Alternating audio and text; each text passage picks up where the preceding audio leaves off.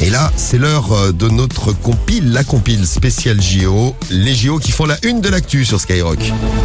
C'est la compile de l'actu sur Skyrock. Allons-y, la compile de l'actu est à la place numéro 3. Numéro 3. Eh bien, nous allons en Corée du Nord où lors des derniers Jeux Olympiques, la présentatrice star du journal de 20h, le JT de la Corée, avait déclaré que le pays avait remporté 46 médailles d'or, rien que ça aux Jeux Olympiques. Bien sûr, ce n'est absolument pas vrai, mais la propagande n'a pas de limite. Devant la Russie et la Chine, a-t-elle dit, Kim Jong-un peut se la raconter autant qu'il veut.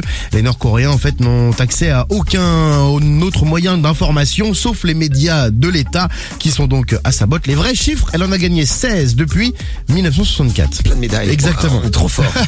Bon, on va aller à Pyongyang, au JO d'hiver de 2018. Pyeongchang. Numéro 2. Pyeongchang. Ouais, on dit Pyeongchang. C'est Pyeongchang, alors. C'est Pyeongchang. Si tu veux. Bon, c'est au JO d'hiver de 2018. Ah, c'était en Corée, c'est ça? Ouais, c'est ça, ouais. Ouais, JO d'hiver en 2018. Alors, eux, ils n'avaient pas prévu, comme les Chinois, des bulles sanitaires, tout ça. Il y a eu une épidémie. Alors, c'est pas une épidémie de Covid qu'il y a eu. C'est une épidémie de la gastro dans tous les sens. Ouais. D'où, 1200 agents de sécurité ont été écartés des JO à cause d'une gastro. Ils ont contaminé ils sont en point. Une grosse gastro. Ils ont contaminé des joueurs, ils ont contaminé des athlètes plus précisément, ils ont contaminé des journalistes. En gros, tout le monde couchait ensemble à l'époque. C'est fini ça maintenant, c'est terminé. C'est l'ancien monde. Ouais, l'ancien monde avec des épidémies de gastro dans tous les sens, c'était terrible. Oh, ils sont tous venus nous rendre visite ce matin. Bonjour, salut les Coréens. Il y a eu beaucoup de gastro. Et on reste en Asie, on va au Japon. Numéro 1.